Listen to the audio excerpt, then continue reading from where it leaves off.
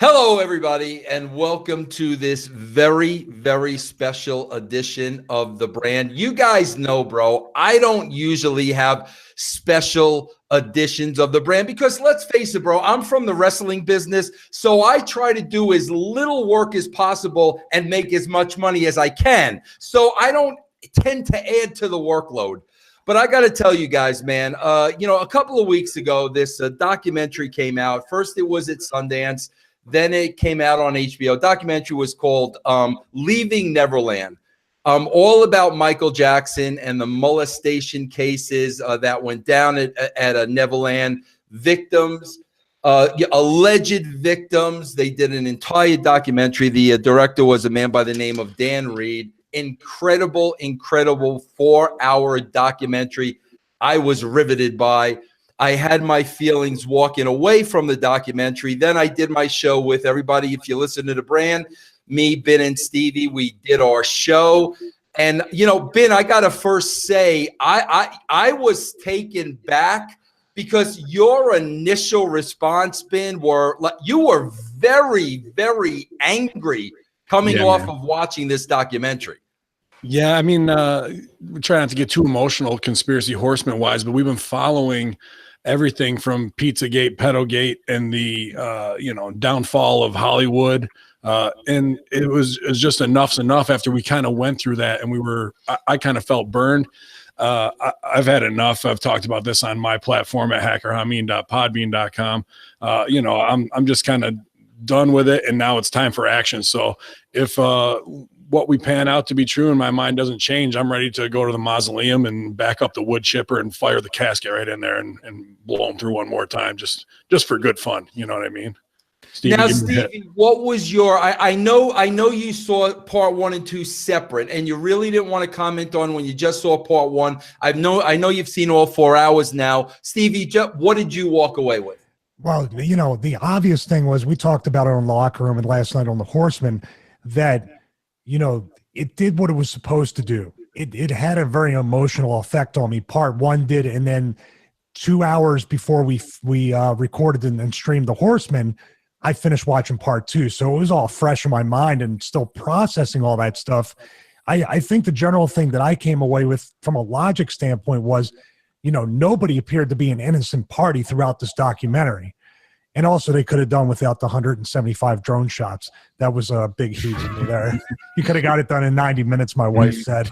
So it's just it played on that. And as the days before I even saw Razorfist videos or we talked about the other side of the coin, I was just like, wow, they didn't even go to bother ask anybody on the pro Michael Jackson side. I started as the emotion started to wear down.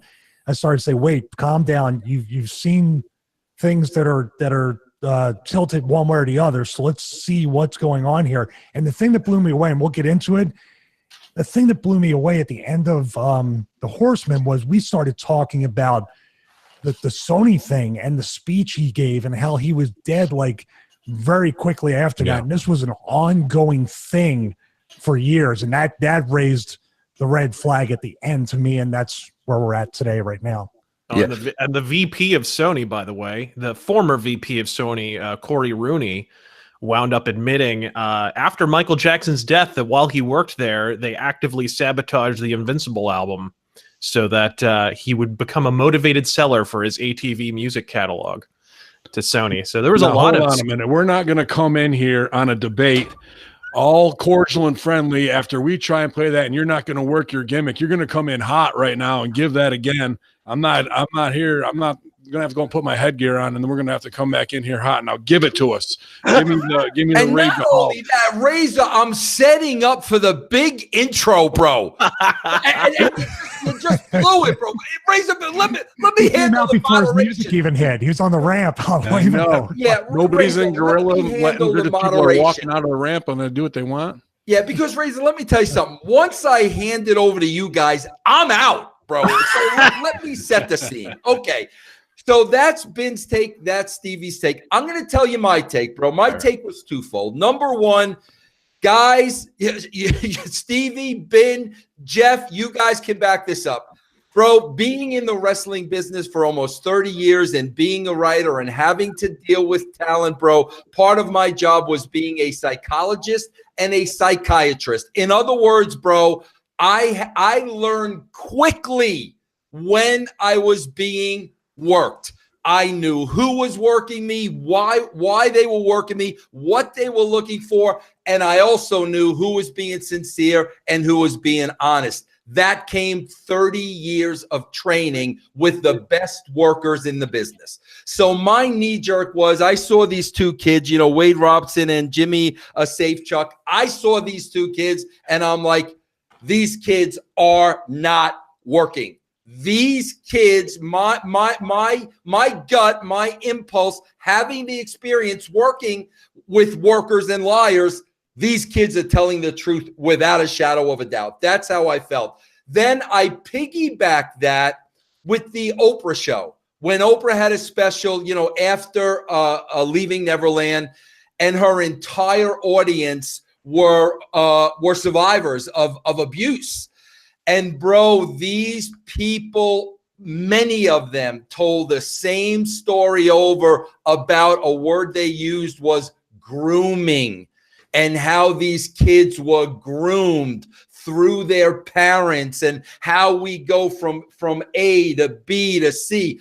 Every story was so similar. So I am going to say, guys, I believe, you know, innocent until proven guilty. Michael Jackson's dead, so we'll never know. But I believe without a shadow of a doubt, these guys are telling the truth. Now, Jeff Lane over here, hook, line, and sinker, drank the Razorfist Kool-Aid, told me he didn't even need to watch the documentary because Razor said this and Razor said that and Razor, so he totally got drunk on the Razorfist Kool-Aid. Am I right, Jeff? Yes, I'm actually here for 3 reasons today. That's the first one. Batista is here for 4 reasons too. The first one is beyond impressed with the work that Razorfist put into his series, the research, the fact checking. So that's the first reason. The second reason is obviously I'm a big fan of what Ben and Stevie do, not only on the brand and the Raw and SmackDown review, but with the Conspiracy Horsemen. So a lot of the times with the Conspiracy Horsemen, they will take a narrative that's put out there by the media, especially like a one-sided narrative, and they will attack it and they will find the holes in it and they'll find the conspiracy there. So I was surprised to hear, you know, that they were actually, you know, on the other side of this one. That surprised me. And thirdly, you know, I've been sick of the hostility, the aggression, and quite frankly, downright bullying I've received from you every time I tell you to watch Razorfist videos. Very nice. Yeah, because let me tell you why I got to call time out here, Vince, because this happened on Twitter, and I think it's important that we do it right here live on the show. Jeff, I see the Kevin Owens doll behind you. I'm feeling a lot of early Wade Robson when he testified that Michael didn't touch him, and that you're denying right now. And maybe 10 years from now, your story might change on this. Yes. Grab the Kevin Owens doll and show us where Michael touched you. Show us the general area, draw a circle. Right here. See, now right you're just implying that Kevin Owens possesses the capacity to make someone feel anything. Very nice. Well, now with that being said, listen, I'm going to be honest with you. I have not listened to Razorfist's you know, what he's done, the work he's done on this topic. And I'll tell you why, bro, because I know Razorfist, and I know when I walk away from it, I'll probably believe him. And I really don't want to believe him, bro, because I think Michael Jackson's guilty as hell. With all that being said, I'm going to do the final introduction. Ladies and gentlemen of the brand, you know, he's been on our show a couple of times, not as often as I'd like because he's very busy, bro. Bro, this is the world-famous, world-renowned Razorfist. I've called this man a genius on many, many occasions. Everybody knows how I feel about Razor. Razor, since I saved you for last for a reason, bro, because I am going to allow you, my friend, to give the opening statement on this little brouhaha we're having here. So, Razor, take it away in Razorfist form, bro.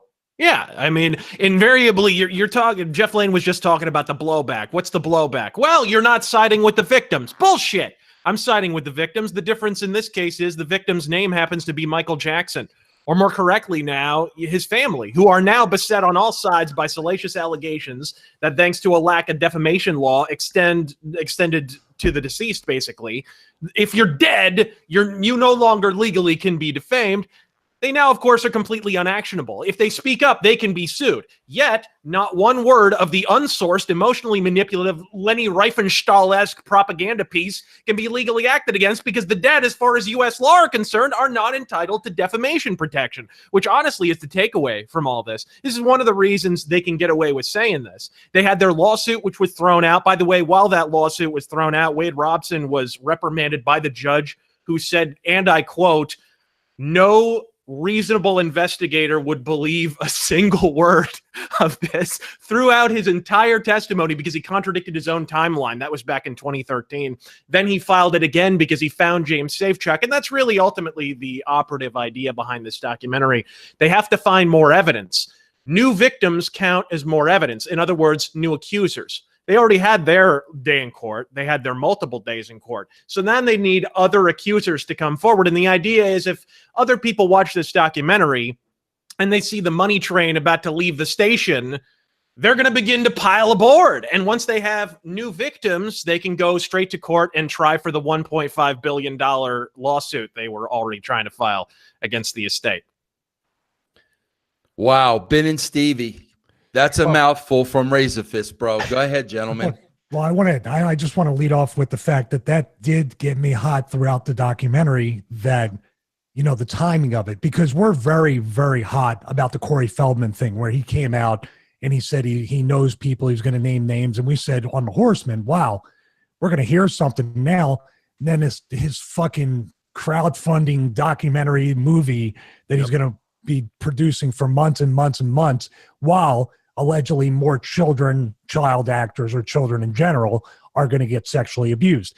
That's where I started to, as I was wearing off emotionally, I was like, okay, number one, these guys lied for him, but they lied for him as they were getting success. Those were two red flags on both sides for me, on the Michael Jackson side and the alleged victim side. Okay, you guys are getting some level of fame, some level of success that he's supporting, and you're keeping your mouth shut, and then you're doing these things. And of course, there's no such thing as, like I say, I repeat, as I came down emotionally and put a little more logic into it, and then obviously watched your videos, I'm like, it's kind of weird. Like, the better late than never thing doesn't really work when you're trying to accuse a pedophile of sexually abusing you. Late is late, and if you really did care about these kids that are supposedly all around the world getting abused, which I will back that this might not make a lot of sense, but I feel like Michael Jackson is guilty to some extent. If he's not guilty in these two cases, or even the third case of, I believe it was the kid with cancer, right? Was that the third? Gavin Arvizo, yeah. Okay. It's just behavior with these kids and sleeping in bed and all these other things, the behavior, which we think, Ben and I, and Ben, you can back this up. I believe this is what we came to, that Michael Jackson himself, as a young singer, starting around the age of 5 and 6, was groomed somehow and had behavior, and abuse levied towards him, which is a classic case where it kind of repeats itself. He was physically abused. He wasn't sexually abused. That's another thing. With the court psychologist in 2003, who, by the way, was independent, wasn't appointed by the defense. He was appointed by the court. Dr. Katz said Michael Jackson doesn't display a single behavior of pedophiles, which is why I find this so interesting. If Michael Jackson was a pedophile, he would actually be one of the most atypical pedophiles in the history of pedophiles. That's what's hilarious about this documentary, is it's like, well, no, there's this grooming and there's this and there's that. A lot of it, you have to understand, is culled from a book by a guy named Victor Gutierrez, who was sued for defamation in 1997 for a book called Michael Jackson Was My Lover, The Diary of Jordy Chandler. And he had said on Diane Diamond's radio show that, there's a videotape of Michael Jackson railing a kid in the shower, and it's 45 minutes long, and she gave all these descriptions of what's in it, even though she said she hadn't seen it. And then he tried to sue both of them. Diane Diamond he couldn't get because she was just an intermediary. Victor Gutierrez he nailed to the wall. for $2 million, and he fled to Chile, so he didn't have to pay it. But basically, he couldn't produce the tape, essentially. And 45 minutes, that's like 45 times for me. Right? So he basically he nails this guy to the wall, but the thing is, the narrative lives on because a lot of that stuff has been reproduced. Like, some people might have seen the sketches that Jordan Chandler made of Michael Jackson's penis and what have you in 1993.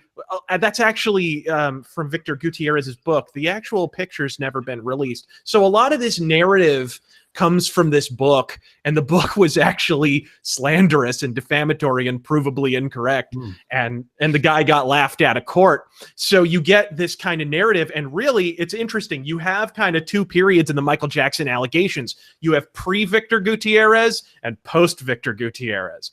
Pre-Victor Gutierrez, Jordan E. Chandler said his original allegation was something to the effect of like masturbation and oral sex. It was like vanilla, right? Which presents a problem for Wade Robson and for James Safechuck, because Safechuck took place before Jordan Chandler, and so did Wade Robson.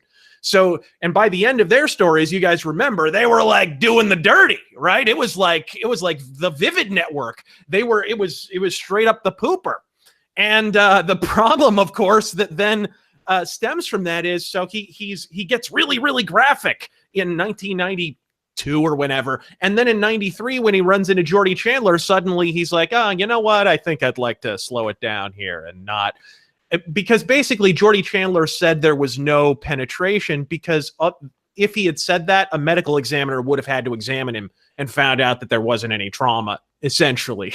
So they made that accusation. And then he just kind of picks up, what is it? They meet again in 93 or whatever. And suddenly it's back to doing the dirty, and it's not about love anymore. And the whole love narrative comes from the Gutierrez book. And the reason it comes from that, and this is one of the most ominous things about Leaving Neverland, is that Leaving Neverland is a pro-pedophilia film.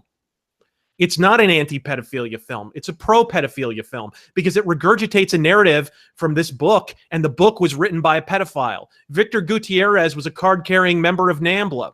He said he thanked NAMBLA. He even cites a quote from NAMBLA, who said Michael Jackson's a prominent pedophile, and we're very, very happy. And this is one of the reasons Michael Jackson sued. He was aghast that this thing was associating him with this awful organization. And of course, as I said before, he won. So they are regurgitating, in fact, right on down to the wedding ring idea and the idea of a honeymoon. The first time a honeymoon was associated with Michael Jackson and little kids was in this book, and they regurgitated in the movie. And if you really analyze the narrative of the movie, think about it for a moment, really put your analytical glasses on for a moment. They really don't remonstrate Michael Jackson for the physical act of molestation in this movie. What they really have a problem with is him kicking the kids and the families to the curb afterward. That's when they get really indignant in terms of narrative, which kind of betrays the origins of the movie. It comes from the Gutierrez book, and the Gutierrez book was uncut black tar bullshit. Ben? Well, I really enjoy on Razorfist video how he does the work of a journalist that our mainstream journalists aren't doing, whether it's cutting up the promos from the lawyers to back it up for what's in court. But I'm going to cut that part of the argument right here, because what's admissible and proven in court does not go to the fact of what may have really happened. What you can prove in court versus what's a reality are two far different realms of evidence gathering and what happened and he said, she said. And if Wade Robson's testimony was good enough to get Michael Jackson off, pun intended, back in the day, why is it not good? Thank you, Jeff. Why is it not good enough now to be believed? Because sure, it's a boy who cried wolf scenario, but it's more believable after a $25 million and $18 million hush money payout plus 2.5 to each of the parents that he was going to shut the fuck up while he was getting over with NSYNC, Britney Spears at the time, and using off Michael's name while he was still alive to do that. And Wade Robson never got a payout. That never happened. The payout was actually from Michael Jackson's insurance company over his payout. His payout is getting to, diddle Britney Spears and get up close with NSYNC. That's why he shut the fuck up, So I got you. Until that time that horse is dead And now you got to switch money, and you have that trump card to play, which is the truth that, yeah, he did. And one thing you kind of glossed over, vanilla molestation. Oh, he just jacked the kid off and cock choked him in the mouth. That's not really anything. It wasn't until he got in the back and really railed him up the ass that now we got a problem with something. Well, So, no. The problem is it doesn't fit the timeline. Pell of the Catholic Church yesterday got 6 years, 3 years and 8 months probation for doing that exact vanilla molestation instead of banging a kid out. So, well, no one's diminishing what that is. well, you kind of did. You called it vanilla. No. I understand, Osama. The only way you're going to see 72 virgins is in a house of mirrors. But the fact is, fucking, you don't want to go with virgins. That's like doesn't swimming in the fit Red their Sea. timeline. They claim the constant increase and mounting of pedophilic behavior. They're the ones who lay forward the hypothesis that by the beginning of the Safechuck relationship, like it wasn't even sexual, it was like hand holding and maybe a peck on the cheek and the what. That's conditioning, man. And all that stuff. Grooming. Whether But then it's by the end, sight, it fits all the psychological patterns of a predator behavior, even the casting off afterwards of what you've already gotten from that child to switch. But it breaks the pattern. But it explicitly breaks the pattern. No. Jordan Chandler from 1993 breaks the pattern. And that's the part of the movie that needs to be propped up with rebar because his molestation does not fit their narrative. In fact, what's different Safechuck about it? and Wade Robson, contrary to popular opinion, are describing two different predators. One is a Casanova, and the other is like a tender lover kind of a figure. And when you really analyze the two different allegations, it really is describing two in terms of behavior. It's not the same person. Sometimes I do comedy and sometimes I do hardcore. Sometimes I do political, whatever the situation calls for in the booking. And that's what he's fucking doing as a predator to get in close until we can put some distance between the families. That's the pattern of behavior. Also, what's he do after getting, that distance? The first thing he does in all three of those cases is Jacko gets wacko in the fucking corner, jacking himself while the kids bend over and spread their ass cheeks apart. And that's three different testimonies at three different times, one under police surveillance that fits a constant pattern of behavior. And I ask you, what's more believable now that we don't look at it at the 1989 bad tour glasses and we look at it the Kevin Spacey Hollywood glasses? What's more believable? He's really Peter Pan and Willy Wonka who loves kids, or all this shit is a predator system with a guy who's got a lot of fucking money who at the end of the day, 5 people line up and go, no. I understand. Your hypothesis is that there's real pedophiles in Hollywood. And hey, by the way, Corey Feldman, who defends Michael Jackson from the allegations, was the one exposing them. But he didn't. He can go in the wood chipper too. He describes are absolutely diametrically opposed in terms of behavior and organizational structure. And hey, by the way, one of the reasons Corey Feldman can't actually admit what their names are is because of how powerful they are. But the one guy that actually is exposed as a pedophile is the guy with more money than God to pay off the victims. No. It makes perfect sense. When he's going to commit a small drug offense that would get him a fine, maybe a slap on the wrist, possibly some community service, he covers every possible base. We're still learning the extent of Michael Jackson's drug use. All right. To this day, we're still learning about it. But when he's going to sodomize a child, which is a crime that's going to put him away for good and his career's over and everything else, his grand master plan is, let's go to a hotel in utterly uncontrollable environment, and I'll just jump up on the bed and I'll fuck you in the butt. That's what we'll do. That's my grand master plan. And hey, by the way, there's witnesses present. Why would a billionaire go to the suburbs to a $170,000 ranch house to hang out for a weekend and do sleepovers, call a kid for 4 hours who's 10 years old to talk on the phone when you're a 34-year-old man? He completely incorrect. In fact, if you look at both sides of the case, you realize if anyone was grooming anyone, the families were grooming Michael Jackson in 2005. Dude, they're marked. They are marked. No. This is Gavin Arvizo. If John Cena came to hang out with you, he would be in a different realm, bro. That's what I was going to say really quick. I think what we all can agree on, no matter what happened, when this was in the early stages, the parents, I can't even think of a word besides negligence. If all this is true, or even if any of this is true and the act didn't happen, the fact that you're letting a grown man, a 34-year-old man, get this close to your kids, spend time in a hotel room, or even if they're saying, hey, Michael's going to spend time in a hotel room, and we got to be all the way across on the other side of the hotel because there's no rooms. A billionaire can't say, hey, swap this room for this room.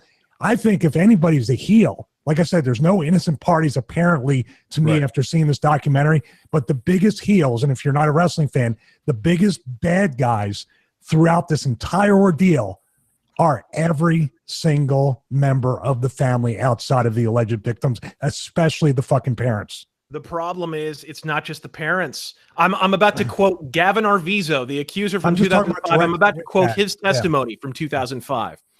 Tom Mesereau's cross-examining him. That's Michael Jackson's defense attorney. He says, and on those occasions when Mr. Jackson was on the ranch, did you have any contact with him? And Gavin Arvizo goes ahead and responds, those 2 occasions, yeah. But I mean, like, sometimes I would go up to the ranch and he would say that he's not there, and then he would be there. What do you mean by that? Like when I had cancer, I don't know what happened, but Michael like kind of stopped talking to me and stuff right in the middle of my cancer. And like I would go up there and I would see like Prince in Paris playing there. And I would think that Michael was there and they would tell me that Michael wasn't there. And then like I would see him somewhere and I don't know. That's his testimony. The family are actually pursuing Michael while he is actively attempting to not contact them. And the reason why, this is before, by the way, they allege that any molestation took place. The Gavin Arvizo case from 2005 is alleged to have taken place after the Martin Bashir documentary. They claim there was no molestation before the Martin Bashir documentary, which is ridiculous because everyone remembers the controversy that kicked up. Like, if you were ever going to molest a kid, the idea that it would be in the immediate wake of that ridiculousness absolutely strains credulity in every conceivable way. But that is the testimony of Gavin Arvizo, the accuser himself, in 2005. And that's a constant problem with the prosecution's case was the accuser would step up for the prosecution and he'd wind up saying something that benefited the defense. Here's like, this one's for Jeff. Do you think, Jeff, that he just didn't find that kid attractive because he had gone through cancer treatments as he did 6 months earlier? That's why he didn't want to talk to him, Jeff?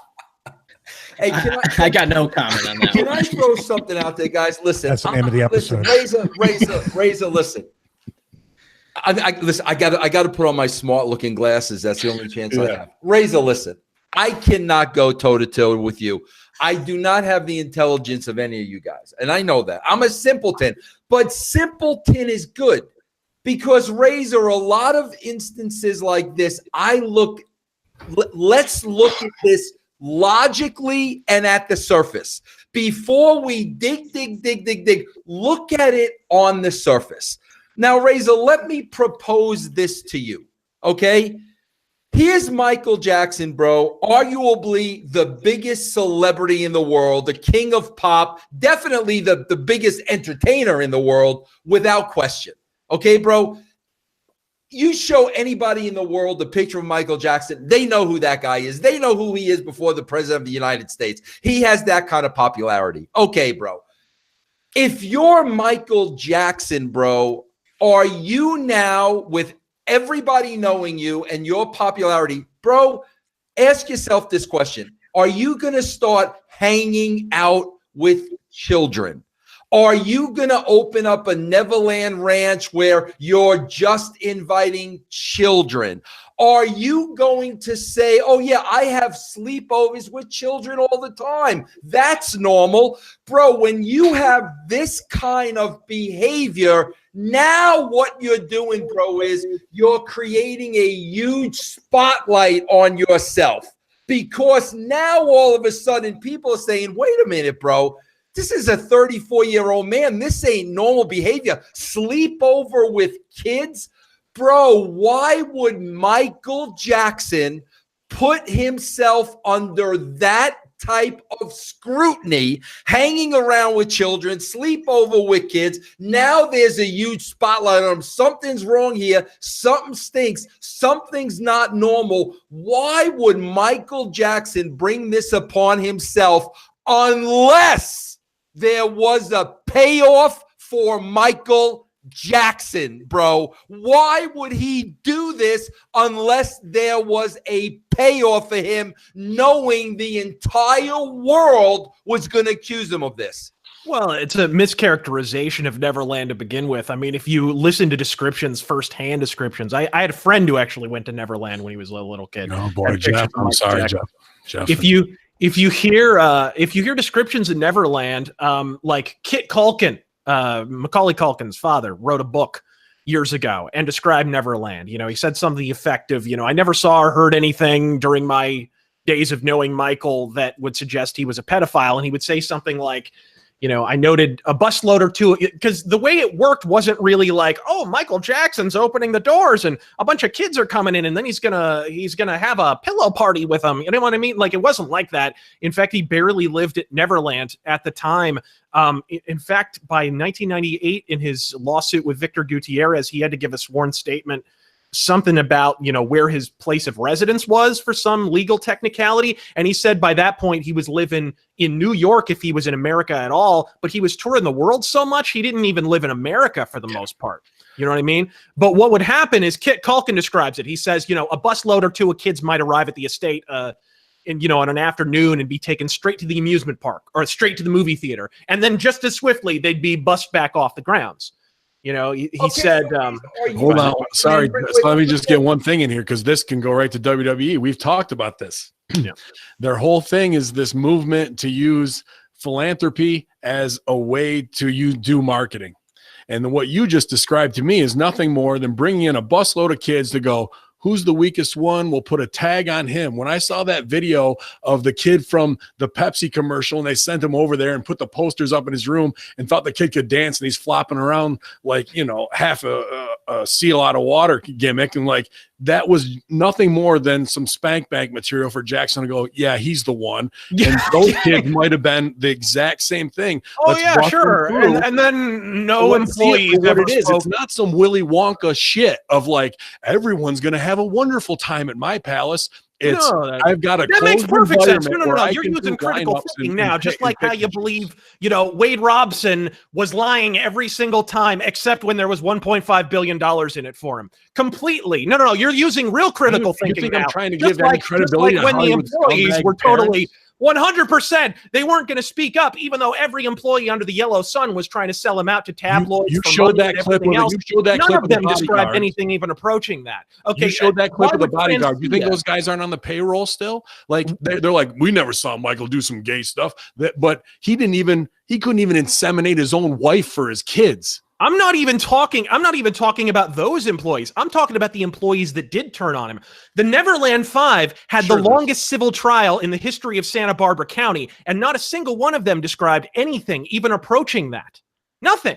They would allege is like an isolated incident of abuse. They claimed, by the way, Macaulay Culkin was molested by Michael Jackson. Then Macaulay Culkin came into the courtroom and said, yeah, I was never touched. That's BS. And the nurse was laughed out of court. And mind you, this is after, if you want to talk about the emotional element, this is after the same maid had her son trotted out into the courtroom to cry on command and claim that he was fucked in the butt. And everyone was absolutely aghast. The courtroom was just dead silent. And then Macaulay Culkin walked in and was like, what the fuck are you talking about? I was never touched. Well, what happens to the next PWG show when Meltzer gets him on camera and he actually breaks down and says, yeah, he did, gag me. Then where are you going to be? Let me just break this down very quick, if I could, because I think the one question at this point talking about everything is, this is the conspiracy part of it. Why? Like this is a long fucking angle here. Like why? Is it Sony? Is this is that the root of the whole deal? Is the $1 billion or whatever it is?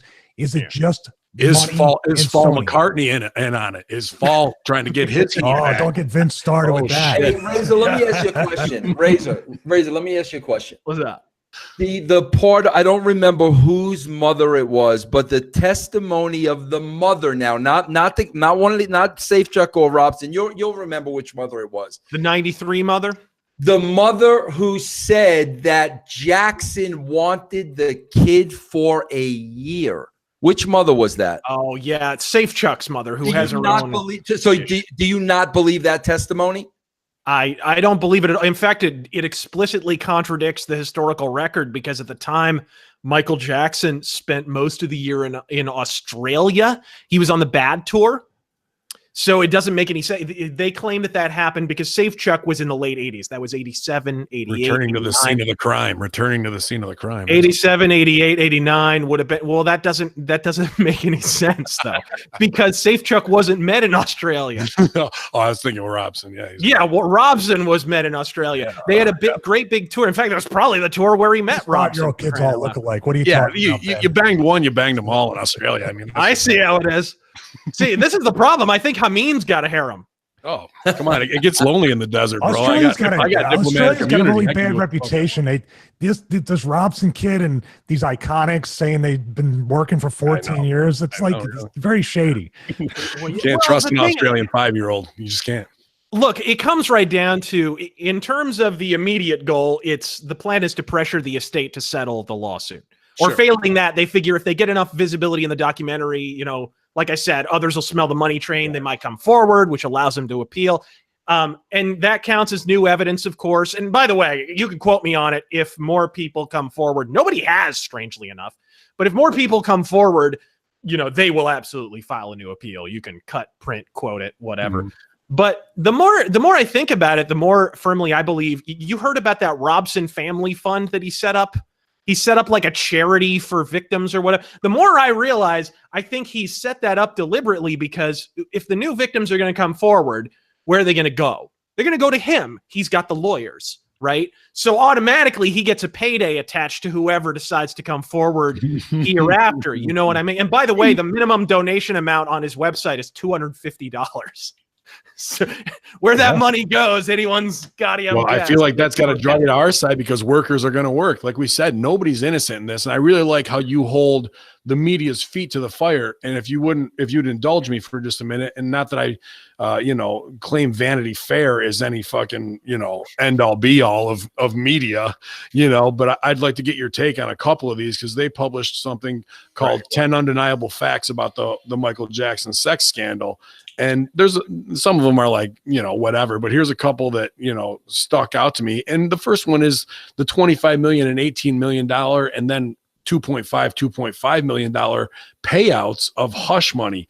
And, you make the point in your videos, of course, this guy's worth $1.8 billion at his peak, but the payout for whatever that comes out to, $49 million roughly. The latter two payouts are, hold on. I think only 2 of those are real. The other ones are false. But a guilty man who can afford the lawyers wouldn't, to me, I get it. Shut the fuck up versus the empire. Small payouts, da-da-da. But once you have those people on your payroll, those leeches are going to come back until you put a bullet in their head, mob style, so. But here's what you have to understand. We learned this last week when Scott Ross came forward and started doing podcasts. Yeah. Not only did insurance pay out the 1993 accuser, according to Scott Ross, who, by the way, is an investigator in the 93 case and the 2005 case, they paid out against Michael's wishes over the repeated protests of the defense. And here's the thing. Michael was intending to fight the charges in criminal court. So he wanted to defer any potential payout settlement until after and see if he could actually avoid paying entirely by where does that come from? Where does that knowledge come from that you're giving us right now? What from Scott Ross, the investigator? Okay. All right, I'm just right. Asking. So California law allows a civil trial to go out ahead of a criminal one, which is ridiculous. I don't know why they allow this. I think it's actually been overturned since. But you can actually level a civil complaint ahead of a criminal one in California, and that's what happened in Michael Jackson's case. They filed a civil trial for negligence ahead of the criminal investigation, which was ongoing, right? Mm-hmm. So Michael Jackson settled the civil case because his lawyers were afraid, rightly so, that 2 things would happen. Number one, just by having the trial at all, even if he's exonerated, it's going to poison the jury pool. They're going to be like, why did he have this case? It's going to make it bad. Number 2, it's going to give away the defense's case. All their witnesses and everything, all their evidence is going to be out there in the public. And so that's going to foul up the works and everything. So the insurance company, meanwhile, is sitting back, and California has really strict laws on payouts for people who allege abuse. if the insurance company had not paid this out, they could have been subject to all kinds of, basically the insurance company covered their ass. And they were like, look, you've got a multi-billion-dollar insurance policy. It was record setting. It was in the news and whatever. So they're like, this is a drop in the bucket. We're just going to pay this out. And Michael's like, no, I'm going to fight the criminal charges. By the way, it was ultimately overturned by 2 grand juries. They not only were overturned, they didn't even indict. They tried it twice before 2 grand juries, the criminal But case. see, Razor, again, that leads me back to my question, bro. And my question is this, bro. Okay, bro, you're saying Neverland wasn't set up that way. The kids are coming in on busloads. They're going to Walt Disney World, okay? All right, bro, but it led to pajama parties. We all know that. It led to sleeping with kids in his own bed. So when you talk about lawsuits coming your way, bro, Michael Jackson has to know, okay, bro, the minute this turns into sleepovers and kids sleeping in my room, in my bed, bro, lawsuits are going to come. Somebody's going to say, I'm molesting these 30 kids. days straight. 30 days straight admitted had the kid in his bed. Yeah, okay, so but here's my point, right? He knows this. Lawsuits are going to become, I'm sleeping with freaking kids, bro. I'm having sleepovers. Bro, why is he going to put himself in that position unless there's a payoff for him? And that was the payoff, bro. Because if there was no payoff for him, why on God's name would he put himself in that situation? After the allegations, he didn't. In fact, in 2005, when they went into court, because he got caught. Good for him. He didn't do it. No. After the 19, we're talking all the way back in 1993. I want to hear Vince say what the payoff is. The payoff is he's molesting the kids. Okay, excellent. Yeah, that's the payoff, bro. Listen, Razor, you're a logical guy. When you are worth $1 billion and the world loves you, bro, you could do no wrong. Bro, you are not going to put yourself in this type of situation unless there is some kind of a payoff. Otherwise, you're a blithering imbecile, bro. And all the available evidence suggests he not only did not actively seek that to happen, he was reticent. In Frank Cassio's book, Frank Cassio was Michael Jackson's personal assistant, who was present, by the way, when Gavin Arvizo had made his claims about being in bed with Michael Jackson and so forth. Not only did the accuser back up on the witness stand and say, okay, actually, I never slept in the same bed as Michael Jackson, he gave me his bed because my mother and I insisted on staying at Neverland. Michael Jackson stayed elsewhere in his 2-story bedroom, which is actually a guest house. Isn't that fucked unto itself? And how about safe, Chuck? No. This is very, very common. To me, that's a safe room of like, hush, hush. We have another barrier between us to get away in something. No, you see this in people who have mansions all the time, whether it's Axl Rose or Mick Mars or him under the bus too. I'm sure Axl Rose been banging girls up the ass, 14 years old. Razor, why was it a maze to get to every room in Neverland? Why did you have to go through a maze to get? Was that part of the? Part of the fun? It was a totally. Have you seen pictures of Neverland? It was a totally normal house. It was like just a normal rich guy house. There was nothing odd about it. I mean, inside, the thing is they had we saw the bedroom to get up to a room. You had to go right and left, and then a quick right, and then you had to make a U-turn. We saw it. You got two-way mirrors. You got two-way mirrors in the movie theater where you can see out. They can't see. Yeah, I mean, what is that, bro? Oh, that's bullshit. That's what that is. You can actually see that that's bullshit. In fact, on the Oprah interview from 1993, where she interviews him in the theater, and you can actually see the windows. They're not fucking two-way. You can see inside. Depending on which lighting is in there at the time. No, it's just a normal window. In fact, Taj Jackson, his nephew, confirmed it on Twitter. Ben, Stevie, Jeff, I'm going to ask him the serious question. All right. Yeah, I've got to. Razor, have you ever visited Neverland as a child, bro? No, my friend did, though. All right. Okay. And then he showed you he showed you what happened to him, and then the abuse was passed on. Razor, let me ask you this. Why are you so passionate about his innocence? Why? I mean, bro, Razor, can you honestly sit there and tell me there is not a shred of doubt in your mind? None. Zero. Wow. None. I mean, because the available evidence. If you don't mind me asking, how old are you? Leads me where it is. Early 30s. Early 30s. Because I thought, man, if Vince had you during the steroid trial, he could probably start that operation up again. And that goes to our whole commentary. Stevie and I, we try not to react Punk could use emotionally. you in the lawsuit too. You do a great job of doing the court testimony side. To me, that's only 10-20% of the story, especially when you want to put onus on the evidence is 10%. It is, because what you have to gather for evidence and what you can present is a very small amount once it comes to the court. Look at what gets withheld. To make an argument, a convincing argument, is different than what you can prove is different than what happened. Well, here's a fact that should get any able-bodied conspiracy nut, and Ben Hamin's noggin jogging. Katherine Jackson sues AEG, the company that organized the This Is It concert, for wrongful death in 2012.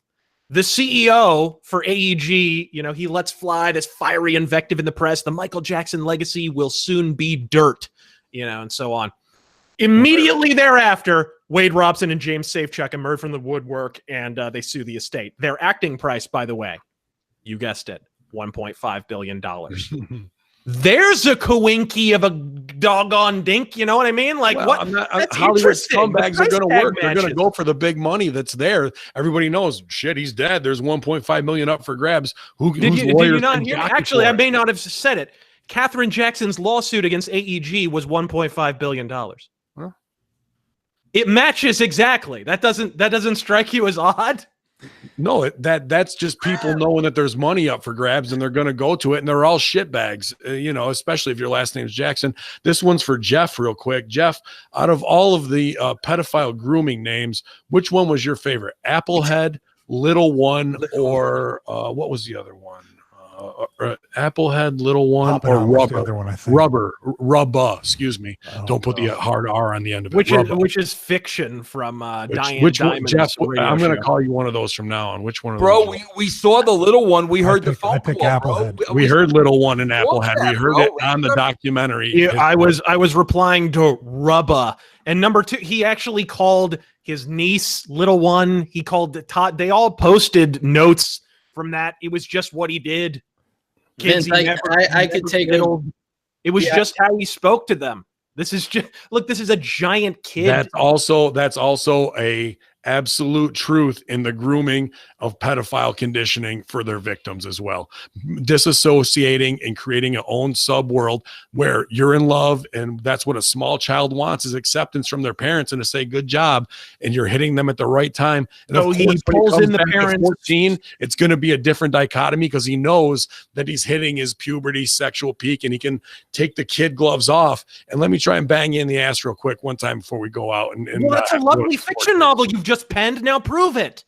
Because they did it in the confines of a 4-hour documentary. Obviously, it's really testimony in court was enough. They save every goddamn post-it note. They save every fucking phone message. They save every fucking innocuous message he sends the family, including, "Hey guys, I just went to the fucking store to pick up fucking shoes." And then the one time they don't decide to record the phone call is the hundreds of times they allege he's talking about railing in the butt. That's interesting. That's really fucking interesting. Well, they can cherry pick, but it's still there.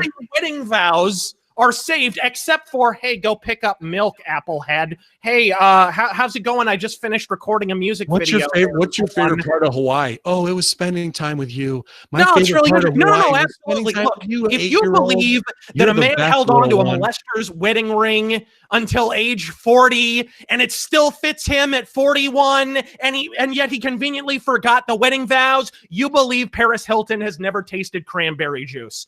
That is bullshit, my friend. Bullshit. The recordings are there. If you're big on proof and you're willing to show the lawyers who are against him testimony, but you won't put that out there as an actual valid thing, I don't know, man. I got a question. You cherry picking your evidence to make your argument. I'm the only one presenting evidence. I can't even. I'm with you, man. I told you we're on the emotional side. The court side to me is 20%. What you have to prove in court does not make the argument of human nature and the patterns of predator behavior. Not in any means.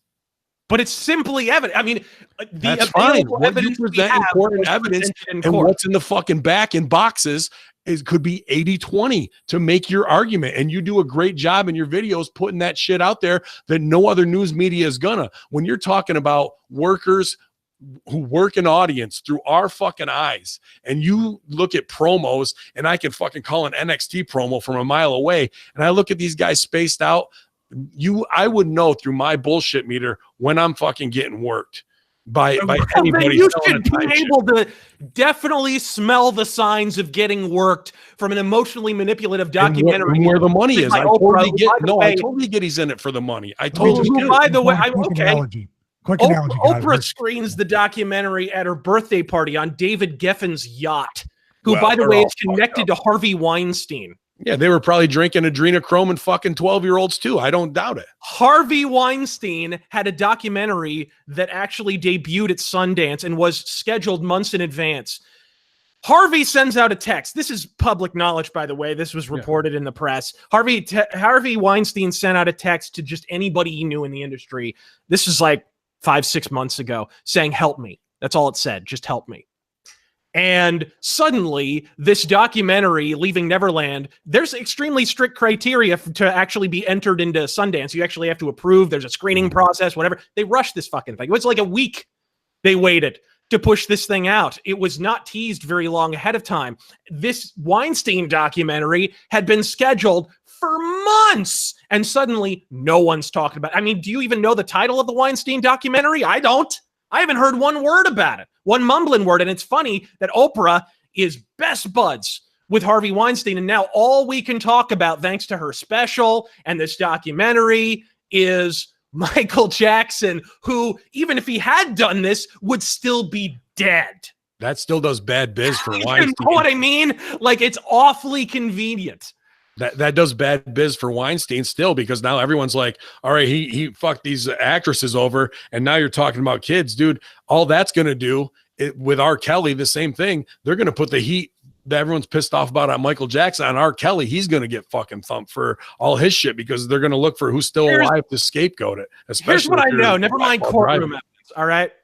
James Safechuck claims in the film that he was molested by Michael Jackson after a performance at the 1989 Grammy Awards in New York City. We all were. The Grammy Awards took place in Los Angeles that year, and Michael Jackson didn't perform. Okay? He claims that Wade Robson claims that he was molested every single time he was alone with Michael Jackson. There are producers who were in the room for the Dangerous recordings who were there with Wade Robson and can confirm there were 2 rooms in the studio. There's no way he could have been molested. Again, Wade Robson is the one who himself claims he was molested every single time they were alone. The problem is other people were there. All right? It just doesn't work. It just doesn't work at all. The timeline doesn't match. Okay? It doesn't make sense that James Safechuck's mother could say in 2009 she danced on Michael Jackson's grave because he died and he would never molest another child the way he molested my child, even though her son didn't come out and say he was abused till 2013. It doesn't make sense. And you don't have to get into courtroom documents to know that Wednesday comes after Monday. You know, with the nickname thing, that all you can do there is just take a name that somebody was called and spin your narrative. Vince, I could accuse you of molesting me, and I could play a voicemail where you call me Lumpy. Hey, Lumpy, give me a call. And conditioning you right now. Yeah, and I could say that was his nickname for me, was Lumpy. They can manipulate that. What I want you guys to get into real quick, and I'm sure you were going to anyway, was, if you guys didn't watch past the credits of part 3 of Razorfist video, they have now removed stuff from the documentary that the Jackson family came out and proved were complete lies. Yeah. Mandela there were timeline things like there's that whole segment. God, it was a good 5-6 minutes long, where they claimed, Wade Robson claimed he wasn't going to testify in Michael Jackson's defense in 2005. And then he attended a dinner with him and his family, and they sat down, and Michael suddenly broke out the box wine and had little red Solo cups, and he was pouring the wine into the Solo cups, which I think is the most offensive part of the allegation to me. That Was he that would the use Jesus juice, or cups. was that somebody was that the Jesus juice one, or was that the other kid? No, he claims Wade Robson claims that Michael, the other kid was Jesus juice. That Arvizo claimed that. Yeah. But anyways, that was thrown out of court, by the way. That was never true. So he was pouring the wine in, and then Michael Jackson allegedly disappears and abandons his kids, and his kids are all by their lonesome. And Wade's like, "You want to go get your dad? Is your dad okay?" And he's like, in that moment, I realized Michael Jackson might not survive this. I looked at his kids and I said, what if this is the last time they see their daddy? And it was in that moment that I endeavored to slay the dragon and testify in his defense for hours and hours and hours on end. And the problem, of course, with that is that Taj Jackson rightly pointed out that dinner took place after the trial was over. And how did Dan Reed respond to that criticism? He completely ignored it, and then he just cut it out of the film. Was Taj Jackson at that dinner? Was Taj Jackson there to know that? He was. The whole thing. Okay. He mentioned the family just in passing. Oh, the family was at this dinner. And then I guess neglecting to mention that Taj was one of them, because he's been discrediting Taj the whole time, because Taj is one of the few family members who's actually taken point for his uncle that some of the brothers have, but it's mostly Taj. And they just cut it out of the film. In fact, the UK version of the movie that showed on Channel 4 or whatever it was is 40 minutes shorter. It's like 3 hours and 15 minutes.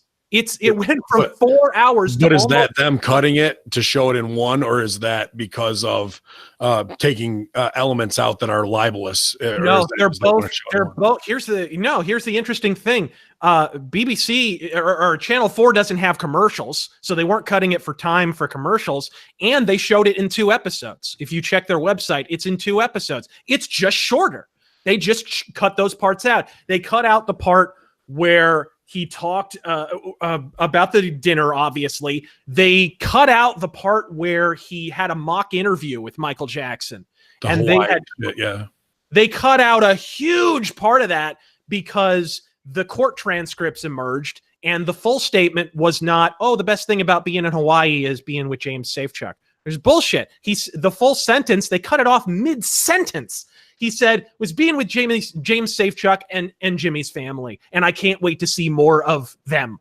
That was his full statement. They cut out the entire ending half of that. And so once that was pointed out, they simply, off with its head. It's out of the movie. Have they released that full audio to show that it is a bullshit? The audio's never been released except in the film, but it's in the deposition from 2016, which is publicly available. Well, that's what I would hope that they would, I know they don't have any kind of they kind of have a need to probably talk about the Jackson family and anybody on his side to make a counter documentary to this one, because there seems to be, from your videos, that this could be 4, 5, 6 hours of facts on the other side, if not more, just destroy it.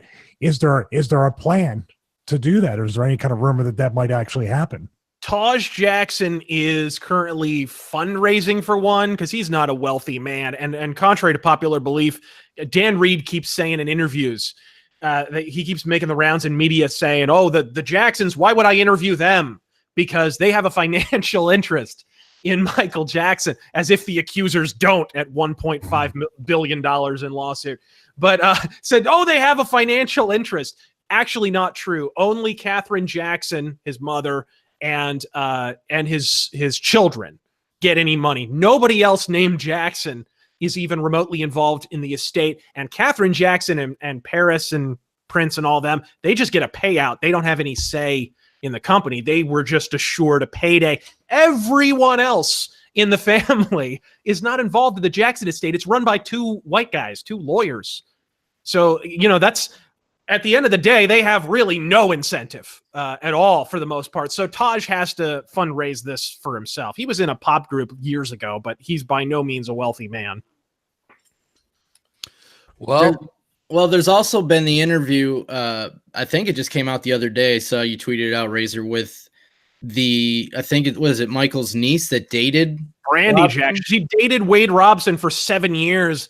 And I have to say, the two accusers can't be just in this by themselves. The parents clearly are complicit in this scam. Not only were emails leaked, which Wade Robson tried to conceal from the 2016 legal proceeding, he was initially confronted by the estate's legal team. Hey, can you show us emails of you talking through this with your mother? He tried to delete his emails, whatever. They actually had to go directly to the internet provider and get the emails. He tried to hide them. And it was literally him going back and forth, him and his mom admitting things are BS, and then they wind up materializing in the documentary. You know, they're basically talking through their story, trying to figure out what's going on there. But yeah, basically they had to create a timeline where Brandy Jackson didn't exist because she dated Wade Robson for 7 years. His mom came out afterward and said, oh, they were just childhood sweethearts. But that directly conflicts with their own timeline because she claims that Michael Jackson cut off contact at that point. Basically, he did the math or something, and he was like, they would have had to meet when they were 12 or something like that. I forget exactly what age it was, but it was like he was basically the idea was, she couldn't really have dated him because it was just childhood love. But at the same time, they're saying, oh, they met when they were 12. Well, which is it? Is it puppy love when they were tots? Or were they 12 plus and in their teens when they were actually dating? It's directly contradictory and the fact that the mother said that kind of suggests that she's looking for a bit of a payday herself, personally.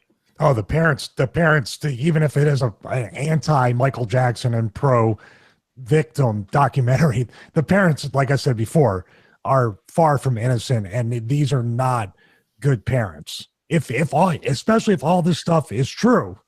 Right. They are even worse parents than scamming people and wanting to get money and being greedy is one thing, but giving your kids up to a pedophile, to an alleged pedophile, and knowing that the behavior is strange. According to the story, I'm not saying that that's exactly what happened, but I'm saying, according to the story, you should be brought up on charges because if it was my kid and I thought this guy was touching him, I'd fucking kill him. And they surrender that a bit, which is kind of a propaganda technique. They kind of tell you what you want to hear, and then when they get to the BS, you're not going to frisk it and really check it as much. That's a technique they employ in the film quite a bit. It's like, oh, he was a genius, he was incredibly generous, and he touched little kids. You know what I mean? It even follows the like two truths, one lie kind of pattern of classic Goebbels propaganda that was laid out in his many articles about Nazi propaganda back in the day. But really, they constantly are doing that. They'll say two things that are true, and then they'll hit you with the bullshit. Yeah. Well, Ben, listen, let's wrap this up, bro. Ben, can you give us let's go down the line. Let's get a closing statement. Ben, you go first. Go ahead, Ben. Well, I appreciate you going handicap match 2 3-on-1 or 2-on-3 here with my little one over there, Jeff. I appreciate that, buddy. But when it comes down to it, I feel like I made my statement of what you have to prove in court versus the pattern of behavior of known child molesters, especially a guy who, if he puts over that he had his childhood taken from him, is in a strange place. And people whose testimony at one time was good enough to get him out of all these allegations, but is now suspect. I don't believe anybody's innocent in it. I would have loved to see the mother, after their atonement at the end of the documentary, go, where she said, I fucked up, and then raise a 357 to the side of her head. I really would have enjoyed that part if they would have put that in there. But, at the end of the day, if it walks like a duck, quacks like a duck, it is. And the way this guy has self-mutilated himself, has an ego across the world. And I'm not just talking about these 5 possible accusers. I believe he's had kids snatched off the streets of Abu Dhabi when he's there. Doesn't matter, wherever it is, dude. Like when money gets to this level and you feel like you can do no wrong and have a kid sleep in your bed, like you said, for 30 days, and what's the payoff? And a guy that smart who's a worker thinks he's untouchable.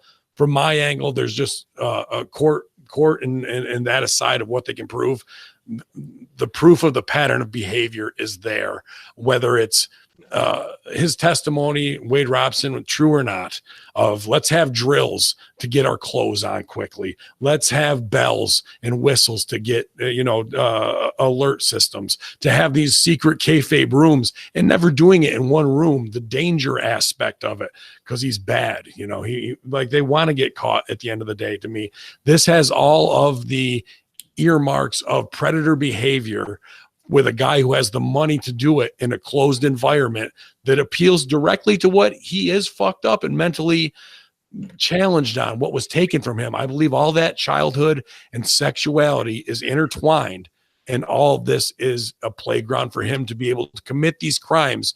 But as an adult, he's smart enough to know which ones to do it on and how he can cover it up and how he can move on to the next victim, and like a shell game, keep them separate while he fulfills whatever sexual strange desire that was done to him by Sammy Davis Jr., James Brown, whoever back in the day. And that's really what it is. There's no denying the strangeness of it. And if you're going down that path, at the end of the day, it's not some Willy Wonka, make kids happy, save the world shit. Sure, he did a lot, donated a lot of money, but there's some sexual dysfunction there at the end of the day. And that's really what I feel about it. There's plenty of great testimony otherwise to besmirch his accusers as money grubbers or trying to pull a fast one and hoax, and they got paid off. And once you pay off one person and that info gets out there, well, here comes every indie worker with their fucking story to get over, just like Khan and AEW at this point, right? So that's pretty much where I'm at with it, man. And I appreciate Razorfist and all the work he does as a journalist for his own channel is super impressive in a day and age where people just go off the cuff and don't give a fuck and call themselves researchers. Yeah. Stevie. Well, thank you, Applehead. I appreciate it. Love you too, bro. It's a tough thing for me because it's been a roller coaster of emotion and logic, and the Razorfist videos, if you haven't seen them, once again, like Ben said, they're incredible. You need to see both sides of everything. You need to hear both sides of everything. You need to make your own decision, whether it's evidence-based or, like Ben said, pattern-based, or a mixture of the both of those. I'm somewhere like it's tough because what this case does and what this entire decades-long, kind of like just situation, it makes it tough moving forward because there are no innocent parties. Like I said, in my opinion, I know that the victims, the alleged victims, and the parents and everybody surrounding that really make it hard to believe victims. This is the Corey Feldman thing where you just basically say, hey, fuck you. And then every kid that moves along after that and accuses anybody of anything may get, really just kind of like, critically looked at and run through the ringer, run through the gambit of all the stuff when they could be completely innocent, but you're going off of what these two guys did and the actions of the parents and all the holes in the story that Razorfist puts out in his videos and everything. So it's really tough. It's a mixture between emotion and logic right now for me. I sort of wish I had more time before the Horsemen to watch both parts and process it a little bit more. So I made it more of an emotional reaction to that stuff. And it's a real thing that happens throughout life. Hollywood has obviously gives the credibility to the alleged victims too, because it happens more times than not. It happens in politics. It happens just not in those high realms, but you're talking about every day, no matter what walk of life, no matter what race, creed, income, whatever. But I think the thing we can all agree on is that the documentary was much easier to watch than Raw and SmackDown. Very. And much better attended. But more drone shots. They had a bigger production. They had more pyro. And 5 less kids got molested than at Raw and SmackDown. They were diddling big time. The tarp. Hey, Lumpy over there. Lumpy, anything you'd like to say? Yeah. Well, first I want to recommend everybody to, watch both sides of the story. You can make up your own mind, obviously. There's a lot of stuff that is in Razor's videos on his YouTube, The Rage-oholic, that was not brought up today, obviously because of time. So I encourage everybody to go to his channel and watch that stuff. There's a few things, for me, besides the evidence that from Razor's video, is you think back to when the FBI raided him and they couldn't find one thing that's kind of hard to believe for me. And the other thing, California law, sorry to interrupt, but they changed California law to get this guy and couldn't even get him on a misdemeanor. Dude, you think somebody wouldn't tip people at the house to hide any shit days beforehand they're coming for you? Well, that makes the story even worse, because they found non-pornographic magazines that other people have tried to suggest are pedophilic because there's pictures of naked boys in them, and apparently one of the authors or something, this is a book from the 60s, one of the authors or something was nailed for pedophilia, and it's been found in the homes of pedophiles and everything, and whatever. But his fingerprints weren't found on it. It was in like a cabinet filled with books, most of which were innocuous, right? And so that's because he jerks off with the glove on. He's got the glove on when he's doing it, and that's why he can't fucking get any fingerprints on. Really quickly, could I just justify my $600 Rodecaster Pro purchase? Please. Is that okay? All right, go ahead, Jeff. Finish up, Jeff. Yeah, and the other thing is, you guys talk about recognizing shady people. I think I have a good radar for that as well, not just because of wrestling, but people that I've met throughout all my entire life, jobs. I've met a lot of shady people, and I think I have a good radar for that. And this director guy, and I can't stop seeing balls after Razorfist called him a dehydrated scrotum. But there hasn't been, this guy is shady. You can just tell by listening to him, looking at his face, his reactions. That guy is shady, and that's bothered me since I've seen his interviews. So yeah. Well, he opened up. Oh, I'm sorry. Go ahead. I'm going to let Razor wrap this up. I want to come clean, and I want to admit, I tend to have taken the side of Ben and Stevie because a couple of years ago, I was promised a series by Razor Ramon where he was going to debunk all the mistruths about Vince Russo, and he teased me. He teased me. Vince, I want you to debunk all the truths. Yeah, fuck you, man. About Vince Russo, he did too. Was this part of Car Chase? He did two that people popped over and still talk about today. And then he left me high and dry to go do who knows what. I don't know what was more important than debunking the mistruths about Vince Russo. So this was my payback on you, bro, to side with Ben and Stevie because you dropped me like a bad habit. Okay, now you're doing the same thing on your podcast there with Jabba the Hick, whatever his name is. Yeah. Oh, never mind. Jeff, edit that part out. Go ahead, Razor. I'm gonna let you wrap this up, my friend. Right. That got me, dude. That got me. Jeff, never edit that. Never mind the court documents and testimony. Trust the gods of time, okay?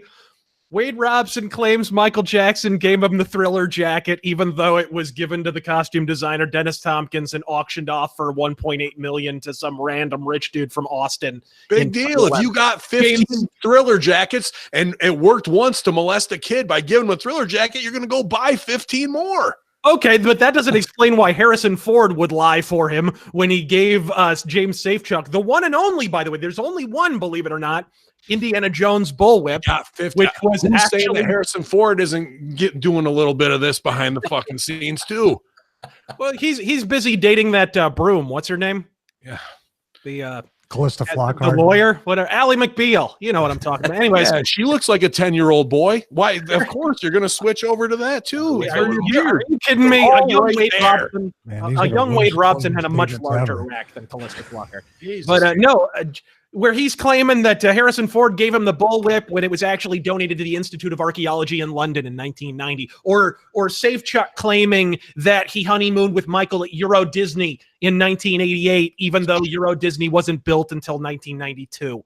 Okay, or claiming that he spent Thanksgiving '87 with Michael Jackson, that they actually invited him over. Wade Robson invited Michael Jackson over to celebrate Thanksgiving with the Robsons in 1987, even though he was on the Bad Tour and he was in South America, and it makes no sense. And of course, this is the most assiduously cataloged travel history in the history of pop stars. Why would you make up a lie like this? But apparently they didn't have time to compare notes.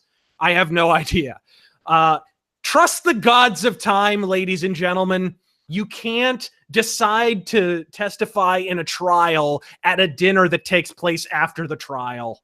All right? It just doesn't make sense. The insurance company paid out in 1993. The criminal trial went forward. It was thrown out by 2 separate grand juries. This is not an OJ situation.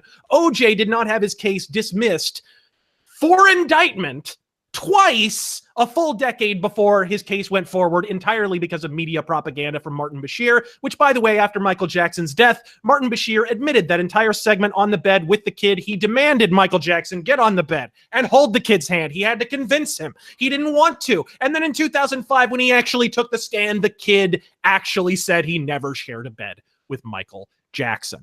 So would I allow my kid to stay with Michael Jackson? No.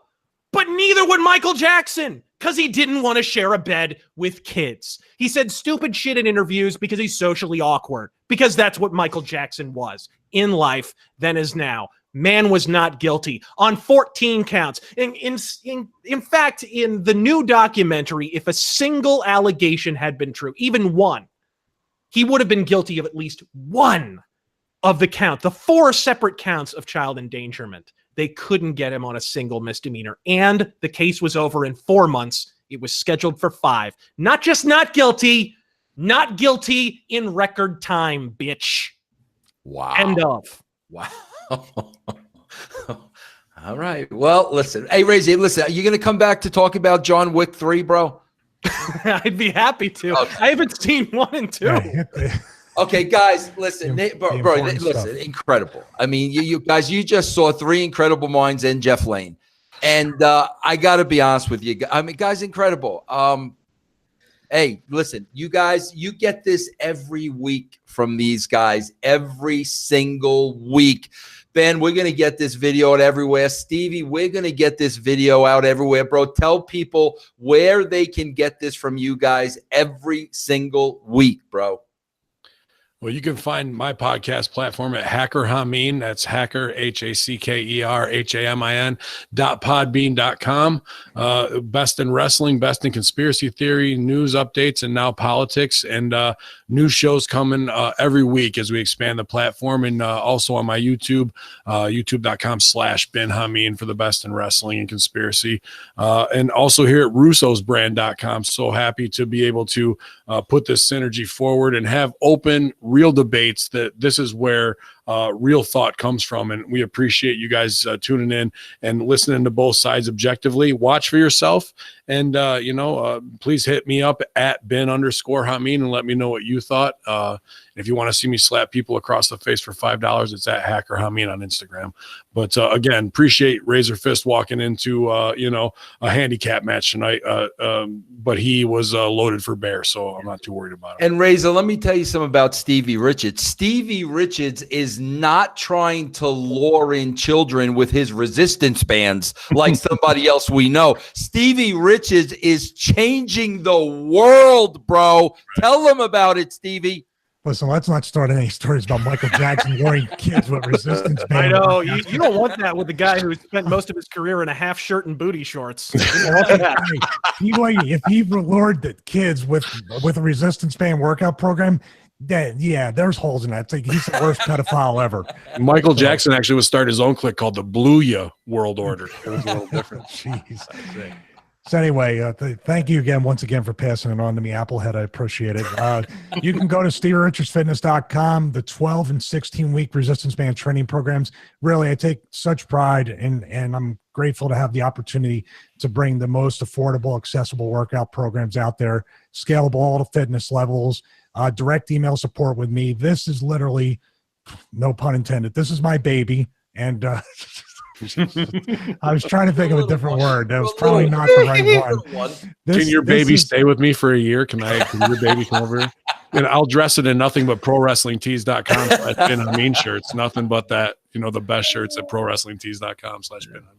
So you can, because now, because of the program, now that I can afford full shirts, not half shirts and Daisy Duke short, I get full length shorts. So I want to appreciate everybody for investing in the program.